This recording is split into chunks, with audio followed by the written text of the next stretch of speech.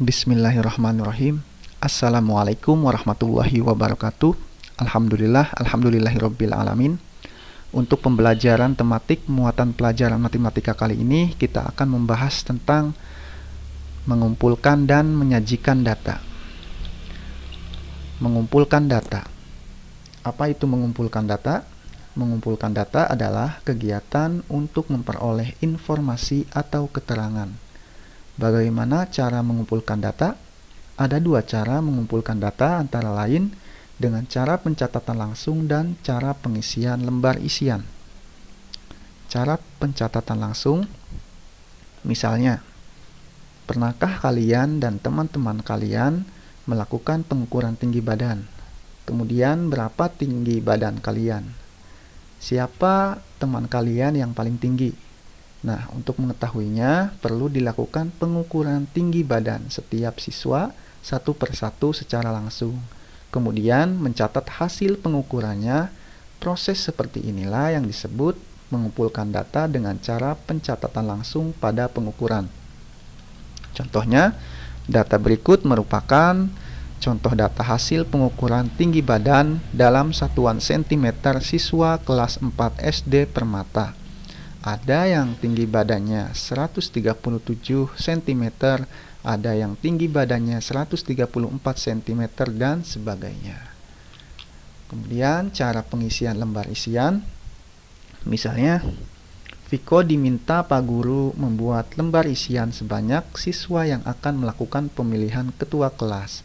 Kemudian Viko membagikan lembar tersebut untuk diisi setiap siswa kelas 4. Nah, lembar isian yang dibuat Viko ini sebagai berikut. Seperti ini. Nah, ini namanya mengumpulkan data dengan cara pengisian lembar isian. Siswa yang ingin memilih ketua kelas Anissa, maka tinggal beri tanda centang. Kemudian menyajikan data. Menyajikan data dapat disajikan dalam bentuk tabel, dalam bentuk diagram gambar, kemudian diagram batang, diagram garis, dan diagram lingkaran. Nah, pada bagian ini kita akan mempelajari cara menyajikan data dalam bentuk tabel dan diagram batang. Cara menyajikan data ke dalam bentuk tabel. Misalkan, ada sebuah contoh.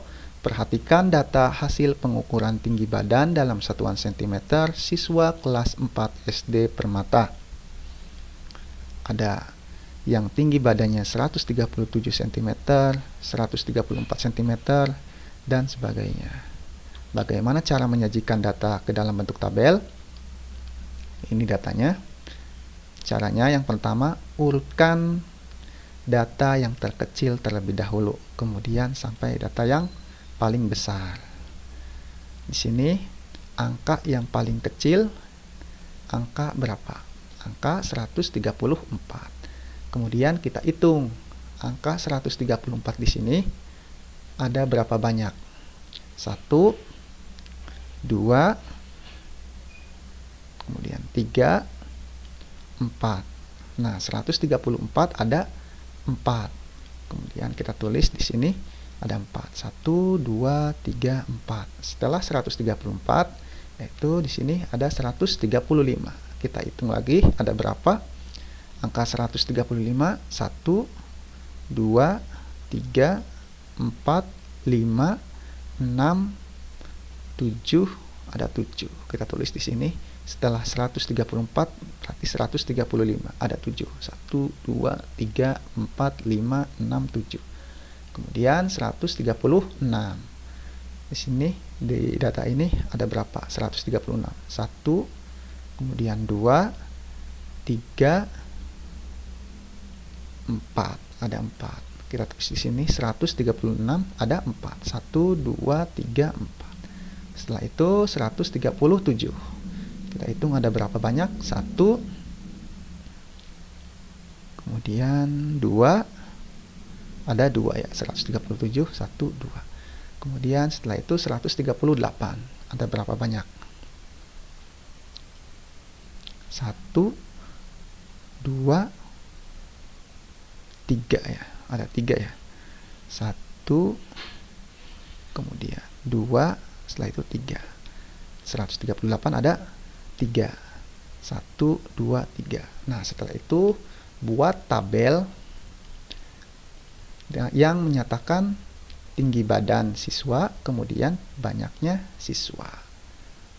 Setelah itu kita tulis tinggi badan yang paling kecil terlebih dahulu, angkanya 134. Setelah itu 135, 136, 137, dan yang paling besar atau yang paling tinggi 138 cm.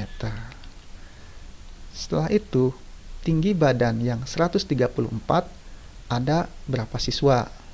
Tadi sudah kita hitung, 134 ada 4 siswa ya. 1, 2, 3, 4. Kita tulis di sini, di banyaknya siswa ada 4. Kemudian tinggi badan yang 135 cm ada berapa? 1, 2, 3, 4, 5, 6, 7. Ada 7 siswa. Di sini kita tulis 7. Kemudian tinggi badan yang 136 cm ada berapa siswa? 1, 2, 3, 4. Ada 4 siswa. Kita tulis di sini 4. Kemudian yang 137 ada berapa? 1, 2. Kita tulis di sini 2. Selanjutnya 138 cm ada berapa siswa? 1, 2, 3. Ada 3 siswa. Nah, setelah itu udah selesai. Jadi ini yang dinamakan sajian data dalam bentuk tabel. Seperti ini. Selanjutnya, menyajikan data ke dalam bentuk diagram batang. Bagaimana caranya?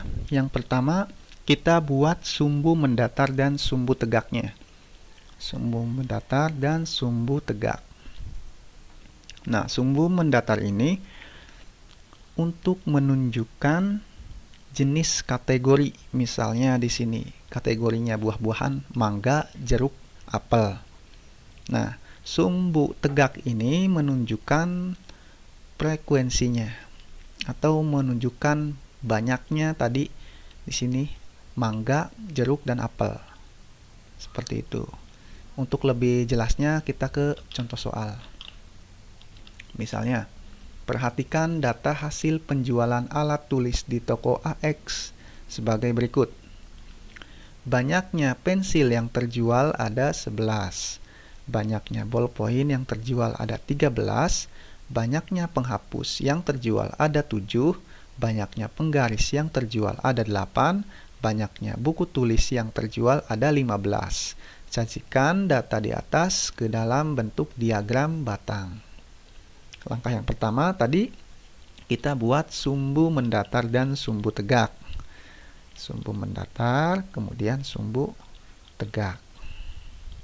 Sumbu mendatar menunjukkan tadi apa? Menunjukkan apa? Menunjukkan jenis kategori. Di sini jenis kategorinya apa? Ada pensil, ada ballpoint, ada penghapus, ada penggaris, ada buku tulis. Di sini tulis kita pensil, ditulis ballpoint, ditulis penghapus, kita tulis penggaris, dan kita tulis buku tulis. Jenis kategorinya yaitu jenis alat tulis. Kemudian di sini di sumbu tegak ini kita tulis sebuah angka ya. Karena menunjukkan frekuensi banyaknya barang yang terjual. Dari 1, 2, 3, 4, 5, 6, 7, 8, 9, 10, 11, 12, 13, 14, 15, 16, dan seterusnya. Nah, di sini banyaknya yang terjual dari alat-alat tulis ini, yang paling besar angkanya ada angka apa? Angka 15. Maka cukup di sini tulis yang paling tingginya 15. Dari 0 sampai 15. Kemudian setelah itu kita buat batangnya. Di sini banyaknya pensil yang terjual ada 11. Kita ke banyaknya pensil, di sini pensil ada 11. Kita buat diagram batangnya sampai ujungnya ke 11. Nah, kemudian banyaknya ballpoint yang terjual ada 13. Kita buat batangnya lagi di ballpoint. sampai ke titik ujungnya menyentuh angka 13. Kemudian banyaknya penghapus yang terjual ada 7 penghapus. Kita buat batangnya, kemudian sampai ke titik ujungnya angka 7. Selanjutnya penggaris. Banyaknya penggaris yang terjual ada 8. Kita buat batangnya sampai menyentuh ke angka 8 di sini. Nah, dan yang terakhir buku tulis. Banyaknya buku tulis yang terjual ada 15. Kita buat batangnya sampai ke angka 15 sini. Kita buat. Nah, ini namanya diagram batang. Cara menyajikan data ke dalam diagram batang. Mungkin cukup sekian untuk pembahasan kali ini. Semoga dapat dipahami dengan baik. Wassalamualaikum warahmatullahi wabarakatuh. Syukron barakallahu fiikum.